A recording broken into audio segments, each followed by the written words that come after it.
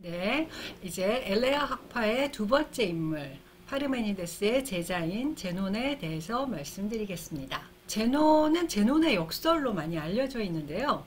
이따가 이야기를 들어보시면 나 이 이야기 알아 하는 대목들 많이 나오실 거예요. 한번 보시죠. 기원전 490년 엘레아에서 태어났다고 전해지고요. 어려서 파르메니데스의 양자가 되었다는 이야기도 있습니다. 소년 애인으로도 지냈다고 하는데요. 파이디카라고도 합니다. 소년 애인은 무슨 얘기냐면은 고대 그리스에서는 남성들 사이에서 어른과 어린 소년이 아주 깊은 애정 관계로, 지금으로 치면 동성애 관계로 결합되는 커플들이 많이 있었어요. 그래서 그 어린 애인이 또 이제 나이가 들어서 원숙한 사람이 되면 또 어린 소년과 깊은 관계를 맺으면서 지혜를 알려주기도 하고 서로 사랑을 하기도 하고 이런 관계가 많았습니다. 소크라테스의 소년 애인으로는 알키비아데스가 유명하기도 하고요. 그런 경우가 많았다고 해요. 그래서 아무튼 파르메니데스와 아주 가까운 사람이었겠죠. 양자 내지 애인이었으니까.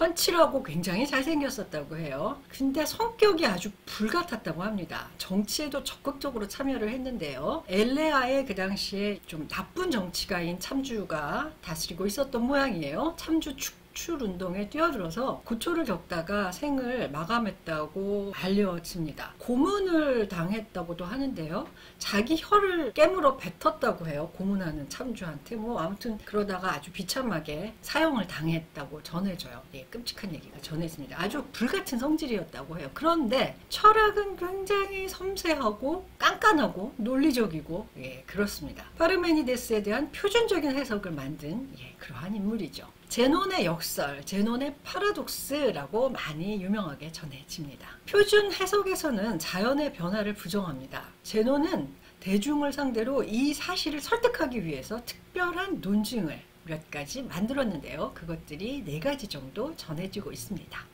이 4가지 논증들은요, 자연의 변화가 실제로 있다 이렇게 가정하면 상식에 어긋나는 이상한 결과가 나오도록 그렇게 구성이 되어 있습니다. 그래서 상식에 반하는 주장, 파라독스라고 부르기도 합니다. 의견이 독스이고요. 파라는 그것에 반대된다 이런 뜻입니다. 우리 파라솔 하죠.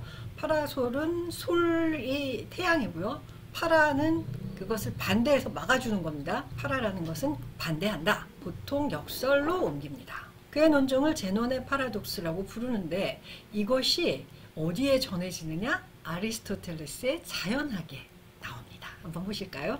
1번 이분법의 역설입니다. 역설이 총 4가지인데요. 그 중에 첫 번째입니다. 한 지점에서 다른 지점으로 이동할 수 없다. 이런 논증입니다. 한번 보세요. A에서 출발해서 B에 도달하려면 중점인 C를 통과해야 합니다.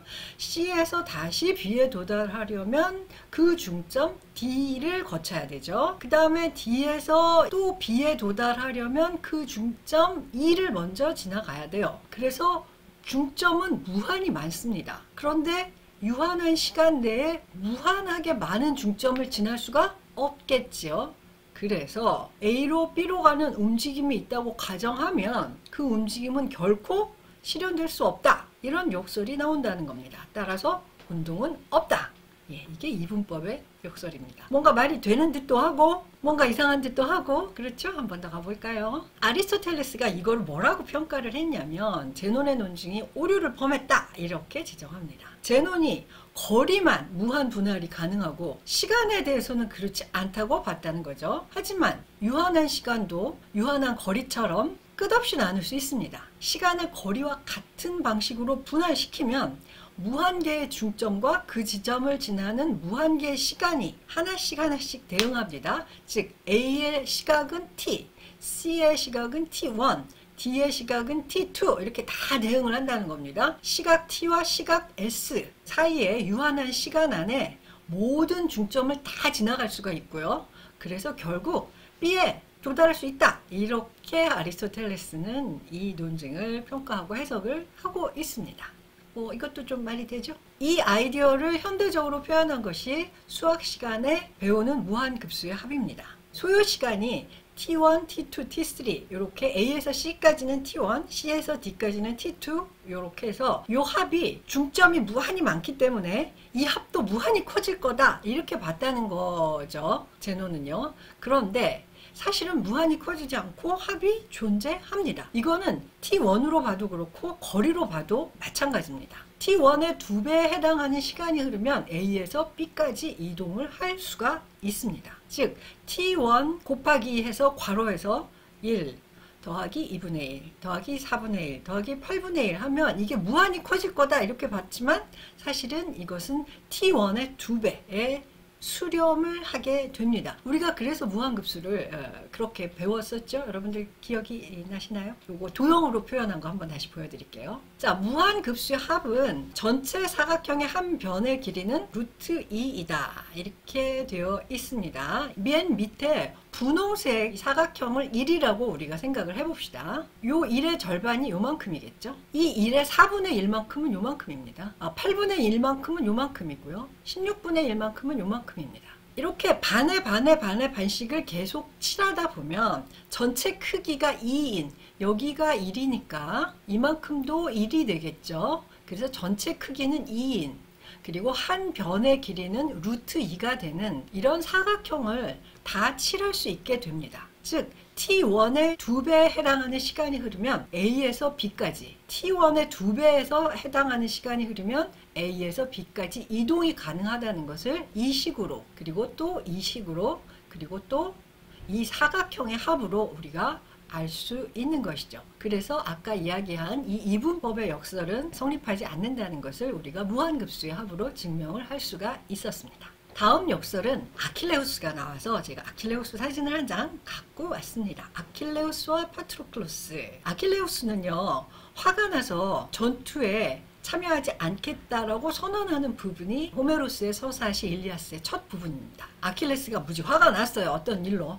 그래서 전투에 안 나갑니다. 근데 아킬레우스가 너무나 싸움을 잘하기 때문에 아킬레우스가 빠진 전투에서는 그리스군이 자꾸 집니다. 그러다가 아킬레우스의 친한 친구인데 파트로클로스가 사망하는 일이 발생을 하고요. 그래서 화가 난 아킬레우스가 전투에 다시 참여를 하게 되는 그런 이야기가 이어지는데요. 아킬레우스는 파트로클로스와 아주 친한 친구 사이입니다. 팔에 붕대를 감아주고 있죠. 아킬레우스는 일리아스의 영웅 가운데서 제일 빠른 사람이에요. 달리기를 한다면 아마 1등? 그래서 호메로스는 아킬레우스를 표현할 때 항상 발이 빠른 아킬레우스 이렇게 표현을 했습니다. 파트로클로스가 아킬레우스의 동성 애인이었을지도 몰라 뭐 이렇게 말하기 좋아하는 사람들은 이야기하기도 합니다. 그럴 정도로 둘의 우애가 굉장히 깊었다고 합니다.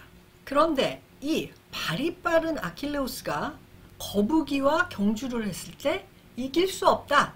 이게 제논의 역설입니다. 아킬레우스와 거북이의 역설. 들어보신 것 같죠? 아킬레우스가 A 지점에서 출발하고요. 거북이는 B에서 출발합니다. 왜? 거북이가 느리니까 더 앞에서 출발하게 이렇게 규정을 한 거죠. 그래서 아킬레우스는 A, 거북이는 B에서 출발합니다. 아킬레우스가 거북이를 따라잡으려면 일단 B 지점에 와야 하죠.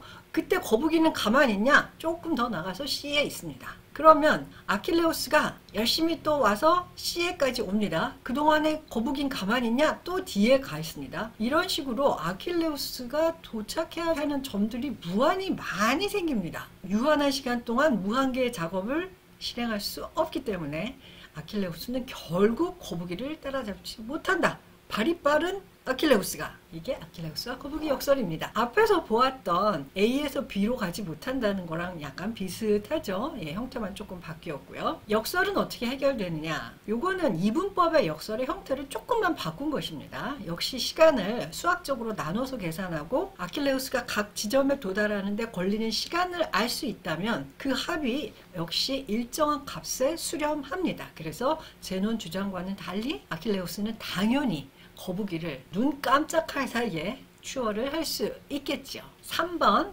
날아가는 화살의 역설입니다. 날아가는 화살은 움직이지 않는다. 운동이 존재해서 화살이 이렇게 날아간다고 가정할 때 제논에 따르면 그런 건 존재하지 않는다는 겁니다. 어떤 특정한 순간, 자 이게 화살입니다. 화살이 이렇게 날아갈 때 특정한 순간 화살은 이 지점에서는 이렇게 날아갈 때 이 지점에서는 자기 길이만큼의 공간을 차지한다는 것입니다. 즉 여기부터 여기까지의 공간을 차지하는 것이죠. 자기 길이만큼의 공간을 차지한 물체는 움직일 수가 없다. 그 얘기는 뭐냐면 자기 길이만큼 차지했기 때문에 요게 이 앞으로 나가면 이 뒤는 따라갈 수 없죠. 자기 길이만큼의 공간을 차지한 물체는 거기서 딱 멈춰 있다는 겁니다. 그래서 매 순간 화살은 움직이지 않고 여기 멈추고 여기 멈추고 여기 멈추고 여기 멈춘다는 겁니다.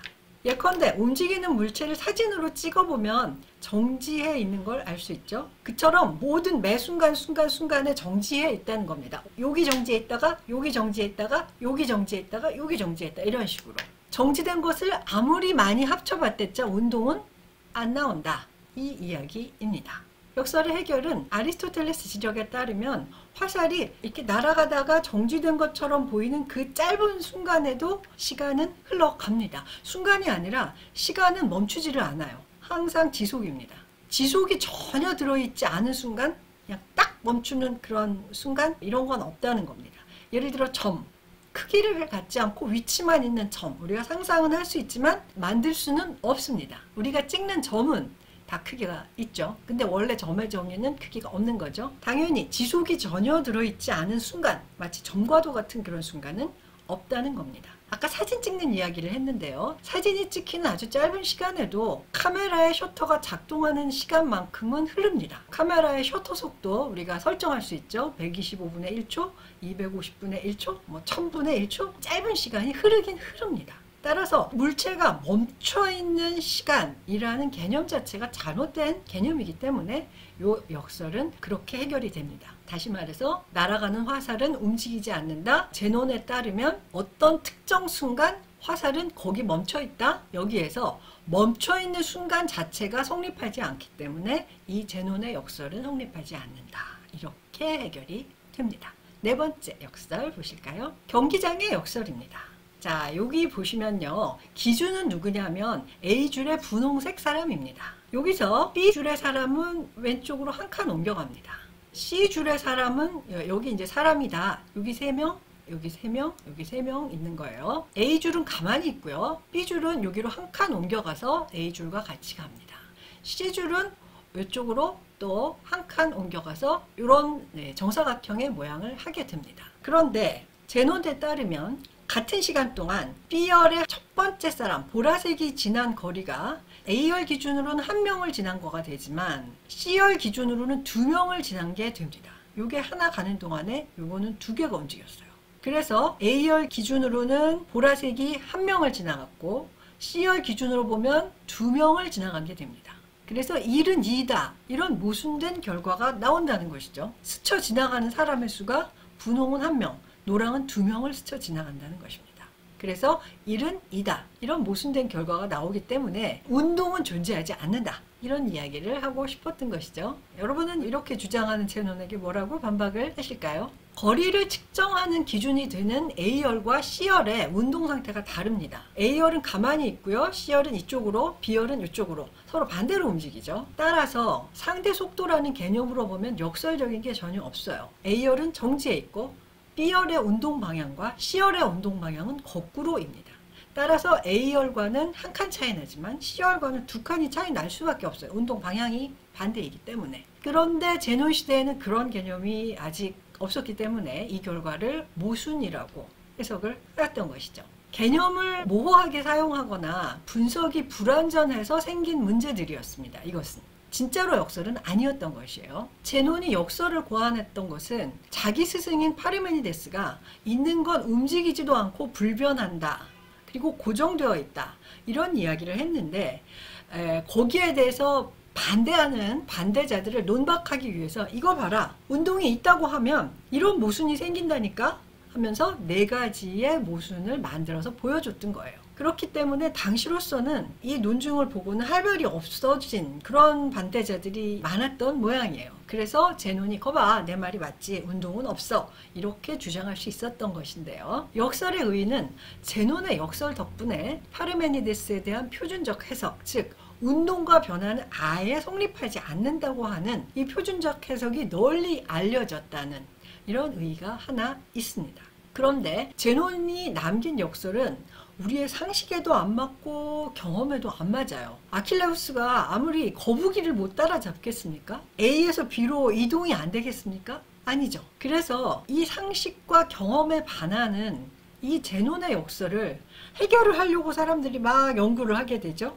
뭐가 문제지? 뭐가 문제지? 이 고민 과정에서 개념을 점검하고 논리를 섬세하게 검토하는 그런 기회가 되는 것이죠. 그래서 합리적 사유가 한 단계 더 진보하는 결과를 가져옵니다. 이것이 어떻게 보면 제논의 역설의 긍정적인 효과였다. 이렇게 볼 수 있겠습니다. 그래서 상식을 옹호하고 현실 세계를 긍정하려는 전혀 다른 그런 태도가 등장하게 됩니다. 이것이 바로 우리가 다음 시간에 다루어 보게 될 다원론입니다. 다시 한번 말씀드리지만 다원론은 현상도 설명하고 파르메니데스와 제논이 얘기한 것 같은 그런 논리적 결과도 역시 그대로 인정하는 그러한 방법을 고안하고 설명해 나가게 됩니다.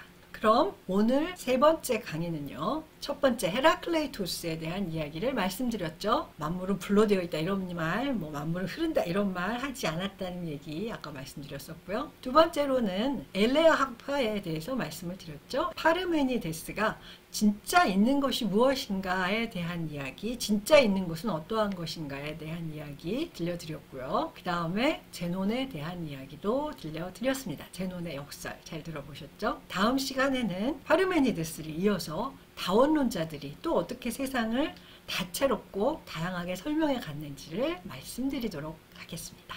여러분 들어주셔서 감사합니다.